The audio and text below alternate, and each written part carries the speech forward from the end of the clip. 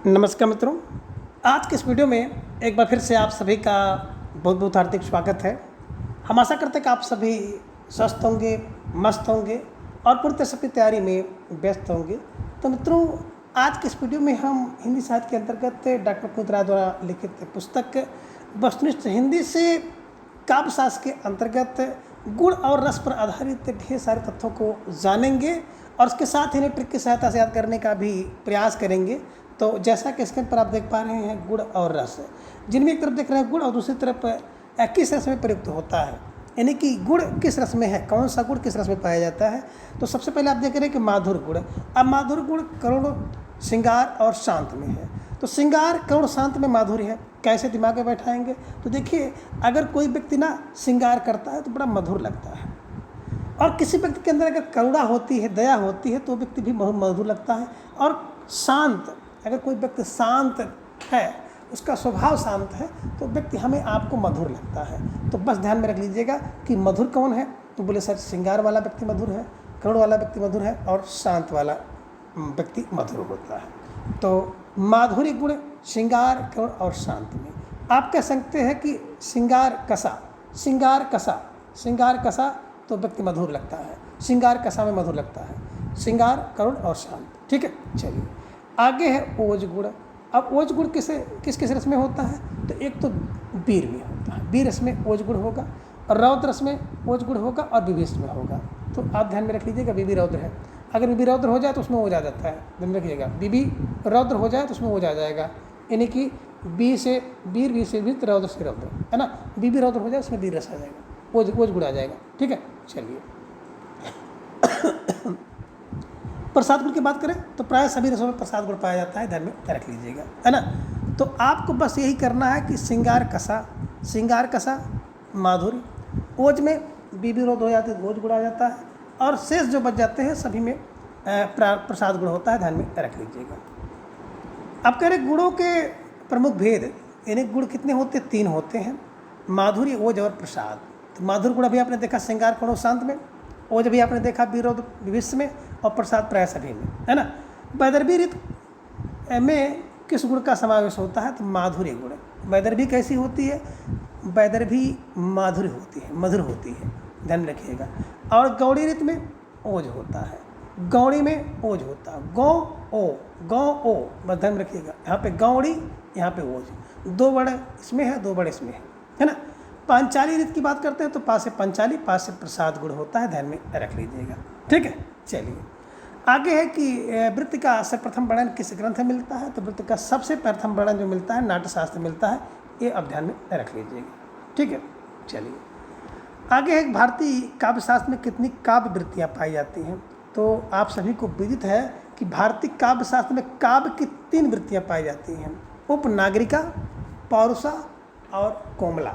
तो ध्यान में रख लीजिएगा कि उपनागरिक, पौरुषा और कोमला, ये 3 काव्य वृत्तियाँ हैं। और जबकि भारतीय काव्य शास्त्र में नाट्य वृत्तियाँ 4 पाई जाती हैं, भारती, शतकी, कौशिकी और आर्यभट्टी।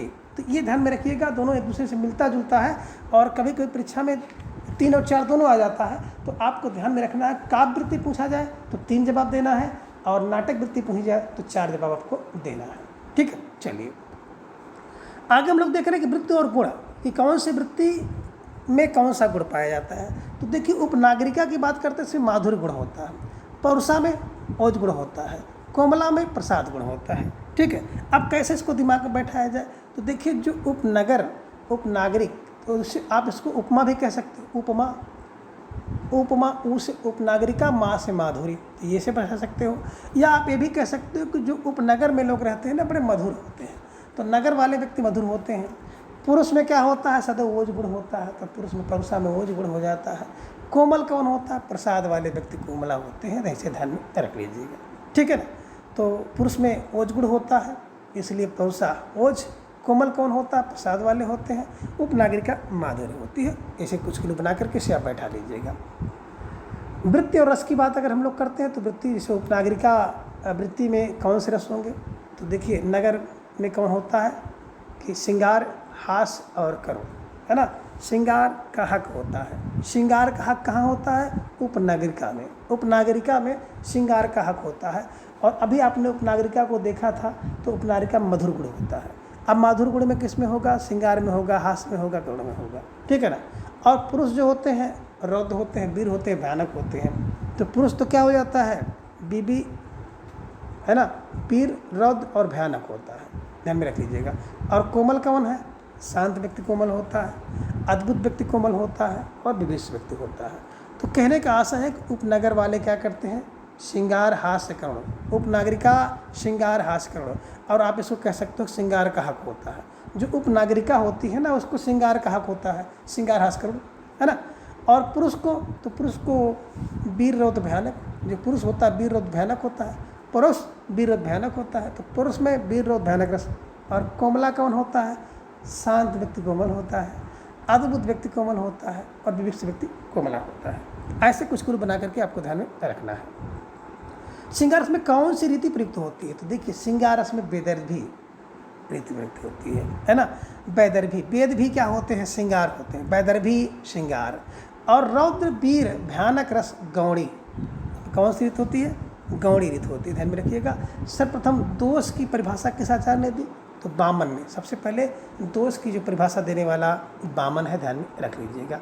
और इन्होंने एक परिभाषा दिया है, गुण विपरीत मानो, गुण विपर्य मानो दोष है, यानी गुण का विपर्य दोष होता है। यह परिभाषा किसने दी है? वामन ने दी है। गुण विपर्य मानो दोष है, वामन का है। आगे है उद्योग जनको दोष है। काव्य में उद्योग पैदा करने वाला तो दोष होता है, तो अग्नि पुराणकार। अग्नि, उद्योग किसमें होता? उद्योग अग्नि, अग्नि पुराणकार, ध्यान में रख लीजिएगा। आगे है रस अपकर्ष का दोष, दोषाते पुनः पंचधा मते पदे तदंसे वाक्य अर्थ संभवंती रस यापी, यानी कि रसात्मक दोष है। तो रस का अपकर्षक दोष होता है, ये पूरा विश्व कहता है। रस का अपकर्षक क्या होता है? दोष होता है, पूरा विश्व कहता है। और गुण विपरमान्य वामन का है। उद्योग जन को अग्नि पुराण का है, ध्यान में रख लीजिएगा। तीनों के तीनों बहुत महत्वपूर्ण युक्तियाँ हैं, परीक्षा में जरूर पूछी जाती हैं। भरत मुनि ने कितने काव्य दोष बताए हैं? तो भरत मुनि के 10। भरत मुनि के 10 गुणार्थ दोष, अर्थांतर दोष, अर्थहीनता दोष, भिन्नार्थ दोष, एकार्थ दोष, अभिलुप्ता दोष, न्यायचित दोष, विषम दोष और शब्दच्युत दोष। तो ध्यान में रख लीजिएगा। आगे कौन सा अलंकार गुजरात देश के निवासियों को बहुत प्रिय था और उन्हीं के नाम पर उस अलंकार का नाम पड़ा है? तो आपका ध्यान आना चाहिए लाटा अनुप्रास। लाट का अर्थ होता है गुजरात का जो प्राचीन नाम है लाट, ठीक है। चलिए, और लाट का एक अर्थ समूह भी होता है। दंडी ने कितने काव्य दोषों का वर्णन किया? दा से दंडी, दा से 10। दंडी में 10 दोष, दा से दंडी, दा से दंत 10 दोष। वामन ने 20 दोष, वामन बा से 20 दोष, और वामन ने 20 गुण भी बताया, दंडी ने 10 गुण भी बताया, 10 दोष बताया। विश्वनाथ की बात करते हैं तो विश्व के नाथ में 70 दोष हैं। विश्वनाथ के कितने? बोले 70 दोष है, ये ध्यान में आप रख लीजिएगा। तो इसको आप इसी तरह से आप बैठा लीजिएगा। विश्व में कितने दोष हैं? विश्व में 70 दोष हैं, ठीक है। चलिए, काव्य दोष का सर्वप्रथम निरूपण किसने किया? भरत कीर्ति। काव्य दोषों का निरूपण सबसे पहले किस ग्रंथ में मिलता है? तो भरत मुनि के नाट्यशास्त्र में। दोष का निरूपण सबसे पहले किसने किया था? वामन ने किया था। और किस ग्रंथ में मिलता है? तो भरत कीर्ति नाट्यशास्त्र में मिलता है। काव्य दोष कितने प्रकार के होते हैं? तो यहाँ पे देख सकते हैं 5 प्रकार का। पद दोष, पदांश दोष। पद पदांश, वाक्य दोष, अर्थ दोष और रस दोष, है ना। अब काव्य दोष की बात अगर हम लोग करें तो मम्मट के अनुसार देख रहे हैं ना, पद दोष 16 है, पद दोष 16 है, पदांश दोष 22 हैं, अर्थ दोष 23 हैं और रस दोष 15 है। कुल इन्होंने 76 बताया है, ये ध्यान में आप रख लीजिएगा। मम्मट के अनुसार 76 दोष है। नाट्यवृत्ति और रस, नाट्यवृत्ति और रस की बात अगर की जाए तो नाट्यवृत्ति में देखते हैं भारती में कौन कौन सा होता है। तो भारतीय व्यक्ति जो में करुण होता है और अद्भुत होता है। देखे होंगे जितने भी भारतीय व्यक्ति हैं ना, वो बड़े करुण होते हैं। कहीं भी जाएंगे तो दान आदि देने में बहुत आगे रहते हैं। और भारतीय जो होता है ना, बड़ा अद्भुत होता है, इनके अंदर चमत्कार उत्पन्न होता है, कहीं से कुछ भी कर सकते हैं। अभी आपने IPL के दौरान देखा होगा कि 14 वर्ष का बालक वैभव सूर्यवंशी ने जो कमाल दिखाया है ना, तो वास्तव में भारतीय में ही अद्भुत होता है। ऐसे क्लू बनाना है। अद्भुत किस में होता है? तो भारतीय में अद्भुत रस होता है, भारतीय में करुण रस होता है। आगे है सात्विकी। नाट्यवृत्ति में क्या होता है? जो सात्विकी व्यक्ति होते हैं ना, वो वीर होते हैं। पहले चित्त तो क्या होंगे? वीर होंगे। और सात्विकी में अद्भुत होंगे, रौद्र भी होंगे। ये ध्यान में रख लीजिएगा। वीर अद्भुत रौद्र। कैसकी में क्या होता है कि श्रृंगार और हास्य। कैसे की बोले श्रृंगार से किया, कैसे की हंसकर किया। और आर्भटी व्यक्ति तो क्या होता है, विविष्ट होता है, भयानक और रौद्र होता है और रौद्र होता है। ठीक है, चलिए। नायक नायिका भेद का सर्वप्रथम निरूपण नाट्यशास्त्र में मिलता है, ये भी ध्यान में रखिएगा। नायक नायिका भेद का निरूपण नाट्यशास्त्र में। आगे है 10 के स्थान पर काव्य 3 काव्य गुणों को सबसे पहले किसने दिया, भामा ने दिया। 10 के स्थान पर 3 मामा ने, सबसे पहले किसने, मामा ने। मामा पर भामा को ध्यान में रख लीजिएगा। ठीक है, चलिए आगे। काव्यदर्श दर्श कुमार चरितम और अवन सुंदरी कथा नामक ग्रंथों के रचयिता दंडी हैं। दास दंडी, दास दब काव्यादर्श, दर्श कुमार चरितम और अवंध सुंदरी। ठीक है। काव्य अलंकार सार संग्रह भामा विवरण, यानी कि भामा के ग्रंथ काव्य अलंकार की टीका। कुमार शंभु के रचयिता कौन है, तो उद्भट है। उद्भट का काव्य अलंकार सार संग्रह की टीका किसने लिखी है, तो 2 लोगों ने लिखा। एक तो राजनक ने लिखा उद्भट विवेक, और प्रतिहारेंदु ने लिखा लघुवृत्ति के नाम से। तो ये ध्यान में रख लीजिएगा, लघुवृत्ति प्रतिहारेंदु का है और राजनक का है उद्भट विवेक। रस को कांति नामक गुण से किस आचार्य ने अभिहित किया है, तो वामन ने रस को कांति नामक गुण से अभिहित किया है, वामन ने। ठीक है। अब सर्वप्रथम किस आचार्य ने वक्रोक्त को सादृश्य मूलक लक्षणा मानकर इसे अर्थालंकारों में स्थान दिया, तो वामन ने सबसे पहले क्या किया कि वक्रोक्त को सादृश्य मूलक लक्षणा मान करके अर्थालंकारों में स्थान दिया है, वामन ने। आगे काव्य अलंकार सूत्रवृत्ति की हिंदी भाष्य की विस्तृत भूमिका किसने लिखी, तो काव्य अलंकार सूत्रवृत्ति किसकी रचना है, वामन की है।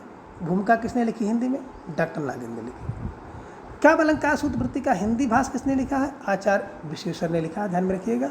और किस आचार्य को समग्र अर्थालंकारों का उपमा का प्रपंच माना गया है, तो उपमा का प्रपंच जो है वामन है ना। नायिका के प्रसिद्ध 3 भेद स्वकीय, प्रक्रिया और सामान्य का उल्लेख रुद्रट ने किया। रुद्रट है ना, रुद्र टाइप के लोग नायिका का 3 भेद बताते हैं। रुद्र टाइप के लोग स्वकीय, प्रक्रिया और सामान्य। प्रयाण नामक नवीरस, तो प्रयाण नामक नवीरस की कल्पना जो करते हैं ना, उद्भावना करते हैं, रुद्र टाइप के लोग होते हैं। धन्यलोक की हिंदी भाष्य किसने लिखा, आचार्य विश्वेश्वर ने लिखा है। और धन्यलोक की टीका लोचन से किसने लिखा है, डॉक्टर राम सागर त्रिपाठी ने लिखा है। तो ये भी आप ध्यान में रख लीजिएगा।